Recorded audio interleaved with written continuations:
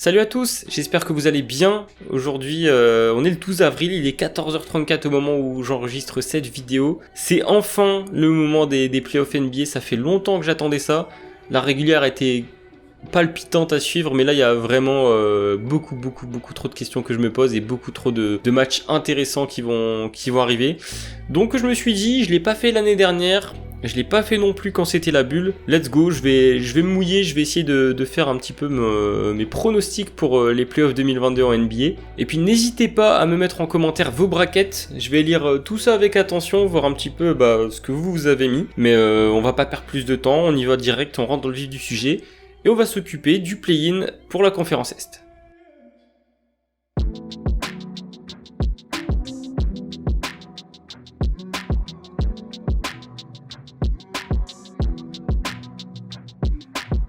On va y aller directement. Premier match, c'est Cleveland contre Brooklyn. Sans surprise, je pense que Brooklyn va passer. Ils ont les meilleurs joueurs avec KD et Kyrie, c'est sûr et certain. Il y a Jarrett Allen qui est blessé, donc au niveau de la raquette, ça va se rééquilibrer un petit peu. André Drummond, il y a de l'expérience. Seth Curry qui a un petit peu mal à la cheville, mais je pense que ça va faire le taf. Il y a eu une petite rencontre il y a pas longtemps. Brooklyn a géré ça tranquillement, donc je pense que ça va suivre le même chemin. Ils sont à domicile, ça passe et du coup ça va filer direct pour affronter Boston au premier tour.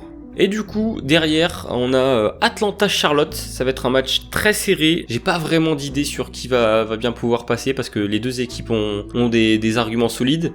Mais Atlanta a Trae Young, quoi. Je pense que c'est de loin le meilleur joueur du match. Et peut-être que Charlotte va bien résister, mais je pense que Trae Young va take over et qu'il va être incroyable. Et du coup, ils vont affronter les Cavs juste derrière. Pour l'histoire, j'ai pas envie que Cleveland ne passe pas, quoi. Ça me ferait trop mal au cœur après la régulière qu'ils nous ont faite. Non, franchement, je vais mettre les Cavs et du coup ça nous donne Miami-Cleveland également pour le match-up 1 contre 8. Miami qui a fini premier de la conférence Est. Ils sont très très forts, ils sont au complet. Alors il y a eu des petites embrouilles etc en cours de saison avec Spoelstra, Butler, Haslem, etc. Mais je pense que si Jarrett Allen n'est pas revenu, Adebayo va être un cauchemar à défendre. Et puis ils ont des joueurs d'expérience, ils ont des joueurs intrinsèquement très forts et collectivement ils sont assez incroyables, que ce soit en attaque ou en défense. Et j'ai trop confiance en Spoelstra contre JB Bickerstaff. Je pense qu'il va mieux s'ajuster, etc. Donc je vais en donner un à Cleveland quand même. Peut-être qu'il y aura une grosse perte de Garland ou Evan Mobley qui va nous surprendre, mais Cleveland ça va être dur. Série numéro 2 du coup, Philly-Toronto, c'est peut-être la série que j'attends le plus avec Boston-Brooklyn. J'aime beaucoup Toronto, c'est pas un secret. J'ai d'ailleurs un petit feed des Raptors là sur moi. Je pense que Embiid va pouvoir faire un bordel clairement dans la raquette de Toronto parce que Precious Achiuwa, Chris Boucher, etc. Ils peuvent pas vraiment le défendre. Mais on a vu que sur le reste de l'équipe, Toronto était plutôt pas mal. Il y a eu un match il y a pas très longtemps qui a tourné à l'avantage des Canadiens. Et Siakam avait été impérial. Est-ce qu'il peut reproduire ce genre d'exploit à chaque match ? J'en suis pas sûr. Mais il y a aussi un petit facteur qu'il faut garder en tête, c'est que Matisse Thybulle pourra pas jouer au Canada parce qu'il est pas vacciné. Et quand t'as pas ton meilleur défenseur extérieur à mettre sur le terrain, ça peut changer certaines choses. Mais je pense que normalement Phil devrait s'imposer, mais je sens Toronto très fort avec Nick Nurse face à Doc Rivers. Je pense que ça va être un gros match-up de coach, même si Doc Rivers a l'expérience pour lui. Je pense que Nick Nurse s'ajustera bien mieux et que Toronto va se battre jusqu'au bout. Malheureusement, avantage du terrain, je pense que Philly finit ça tranquille au match 7 à la maison, que Harden va peut-être nous faire un match référence, pourquoi pas.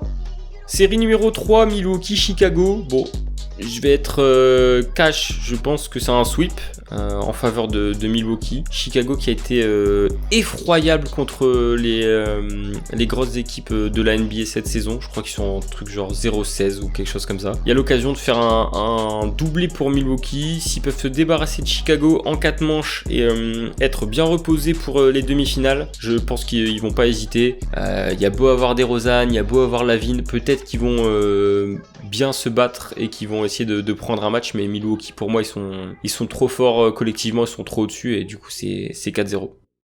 On arrive du coup à un moment intéressant de cette vidéo, je pense. Boston-Brooklyn. Je suis carrément indécis, hein. Même encore maintenant, je sais pas qui je vais choisir entre les deux. Boston qui fait une année 2022 terrible, ils sont trop forts. Tatum est en feu, Jaylen Brown défensivement comme offensivement, ça fait le boulot. Seul bémol, c'est qu'il y a la blessure de Robert Williams. Donc comme Cleveland lors du play-in, Brooklyn va avoir à l'intérieur un gros avantage. Il y a Tice, il y a Horford, ok, mais bon, ils commencent à se faire un petit peu vieux. Donc je pense que ça va surtout se jouer sur les lignes extérieures avec KD, Kyrie contre Jaylen Brown et Jason Tatum. Ah, je sais pas, je pense que de toute façon ça peut aller largement en 7, mais moi j'ai pour la story, pour tout ce que ça représente cette saison, moi j'ai envie de voir Brooklyn passer. Brooklyn 4-3 avec pourquoi pas un Kyrie Irving qui au match 7 fait des dingueries, parce que du coup ça se finirait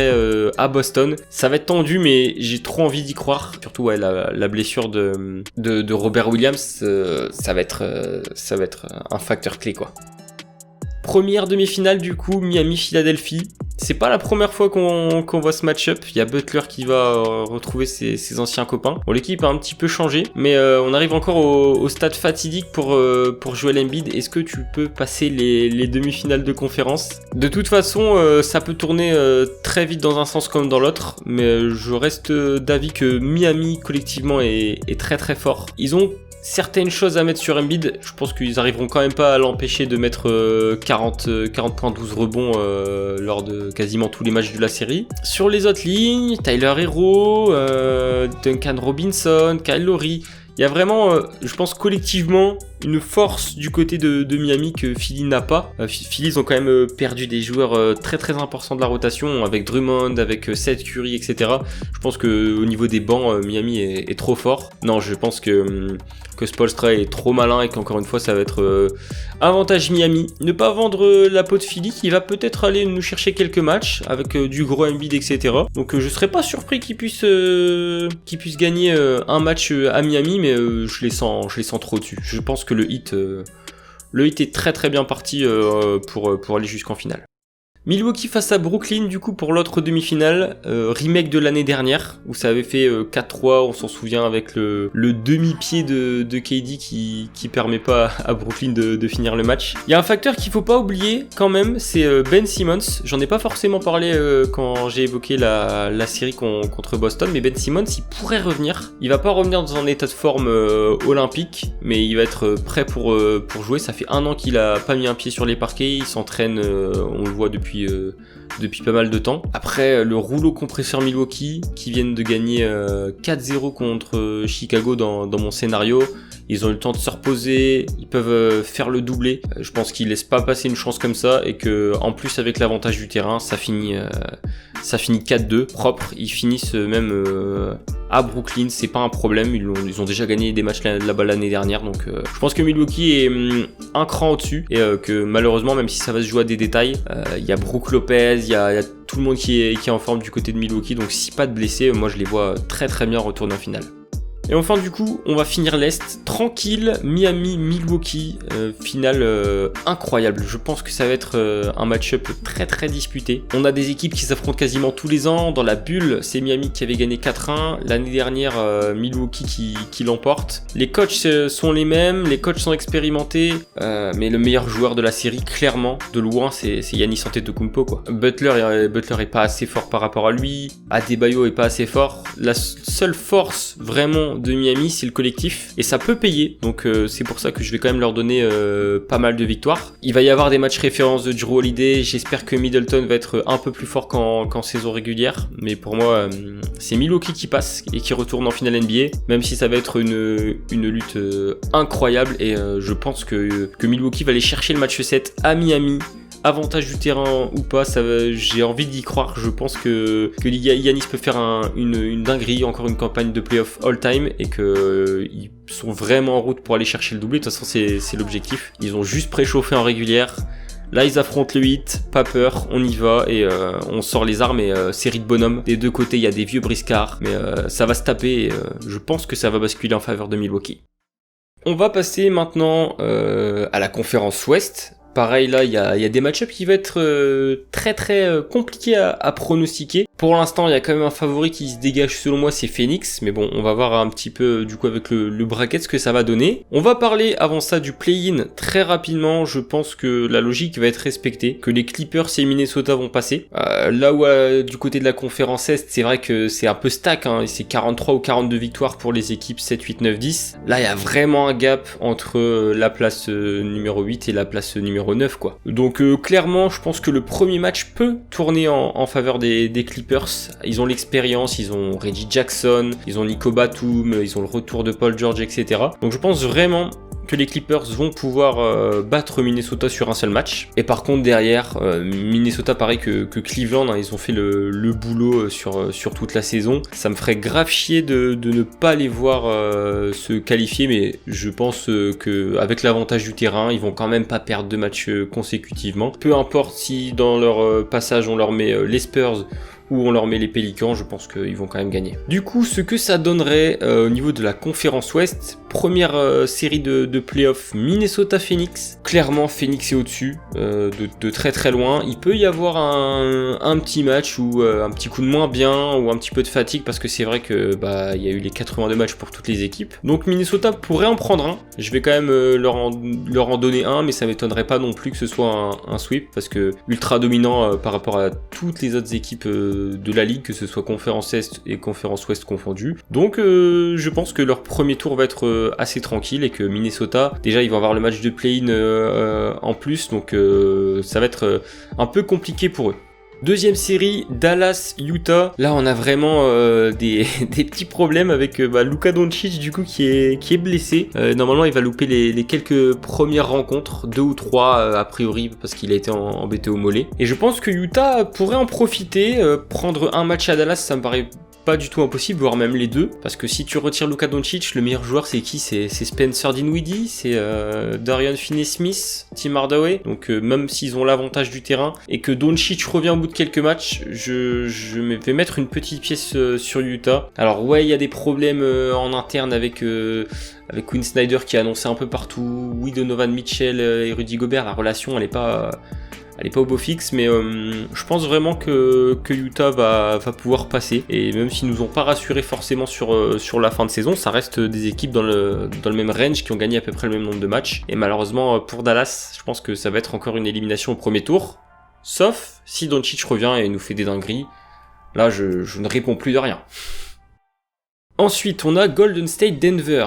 Un peu la même situation, il y a Steph Curry qui est blessé depuis pas mal de temps. Normalement, il va peut-être louper 1 voire 2 matchs, voire peut-être aucun. Non, je pense que Golden State a l'expérience, mais Denver a Nikola Jokic quoi. Donc ça va être une série qui normalement devrait tourner en faveur de Golden State. Klay Thompson est en feu, il revient super bien, pas mal d'expérience. Draymond Green qui est en forme. Alors ça va être peut-être compliqué niveau pivot pour défendre Nikola Jokic, mais je pense que les autres joueurs surtout au niveau des postes extérieurs où il n'y a pas Jamal Murray et Michael Porter Jr. Donc je vais lâcher le petit 4-3. Je pense que ça va être tendu, mais que Golden State va finir ça sur un match 7 tranquillement à la maison. Et puis même si Jokic va apporter du répondant, ça va être compliqué avec les absences du côté de Denver quand même.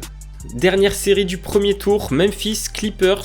Là encore une fois ça va être intéressant. Memphis qui a fait une saison magnifique, franchement j'ai kiffé les regarder tout au long de la saison. Et les Clippers toujours sans Kawhi et je pense que il reviendra probablement pas pour cette saison. Je suis mitigé quand même pour les Clippers. Avec l'expérience qu'ils ont, ils sont capables quand même d'aller nous chercher quelques petits matchs. Mais Memphis, même quand il n'y avait pas Ja Morant, ils étaient monstrueux. Donc pour moi Memphis c'est 4-1, que ce soit niveau coaching ou niveau joueur dispo. Non vraiment Memphis c'est selon moi au-dessus et je pense qu'ils vont confirmer leur belle saison.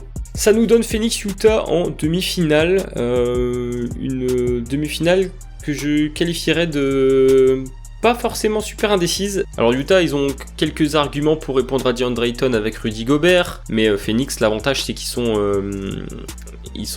top 5 dans les deux catégories, quoi, que ce soit en attaque ou en défense. Ils sont trop impressionnants, donc je pense que ça peut mettre un sale 4-0 à Utah, un bon petit sweep qui fait bien mal, et peut-être que ça sonnera la fin de l'ère Mitchell Gobert, ou peut-être que Quinn Snyder va bouger, je sais pas, mais en tout cas ça va pas rester comme ça.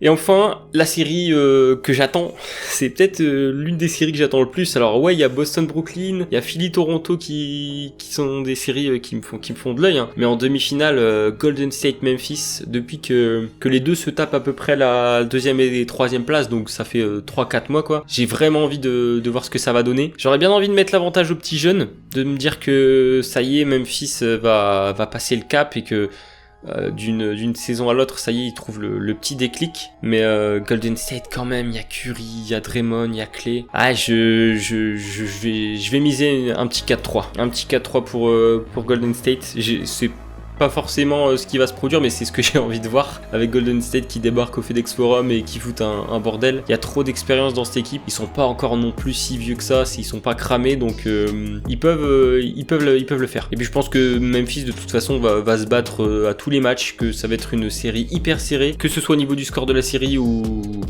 au niveau du score global des matchs. Il peut tout se passer dans cette série. Ça m'étonnerait même pas que Memphis gagne 4-0 ou que Golden State gagne 4-1. Ça peut être dans un sens comme dans l'autre une raclée monumentale, mais moi j'aimerais voir un bon petit 4-3, et si c'est 4-3, je pense que ça peut tourner en faveur de Golden State.